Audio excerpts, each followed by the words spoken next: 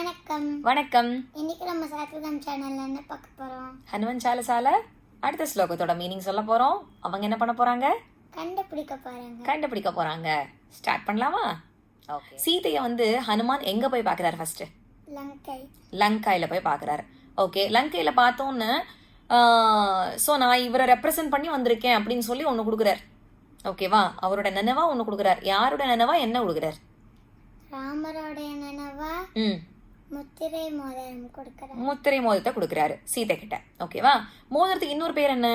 கனையாழி. Okay, கனையாழியை கொடுக்குறாரு. கனையாழி எப்படி எடுத்துன்னு போனார் ஹனுமான்? வாயில வச்சு. ஓகே, தன்னுடைய வாயில தாங்கியபடி என்ன பண்றாரு? எங்கிருந்து எங்க போறாரு? எதை தாண்டி போறார்? பறந்து போறார். கடலெல்லாம் தாண்டி போகணும்.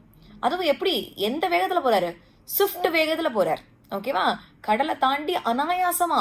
அது நம்மளுக்கு தான் ரொம்ப ஆச்சரியமா இருக்கும். அவருக்கெல்லாம் அது ஆச்சரியப்படுறதுக்கு ஒண்ணுமே கிடையாது.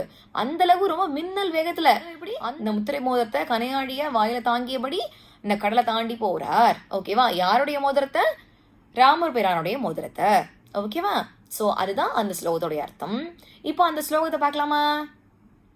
கண்டுபிடிச்சிருப்பீங்க ஸ்லோகத்தை. சொல்லிடலாமா? Okay, start.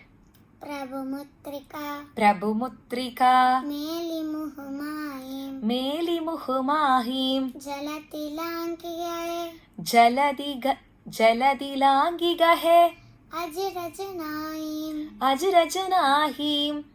நாளைக்கு வேறு ஸ்லோகத்தோட உங்களை நாங்க சந்திக்கிறோம். வணக்கம், வாழ்க வளமுடன். சர்வே ஜன சுகினோ பவந்து. வணக்கம், வாழ்க வளமுடன்.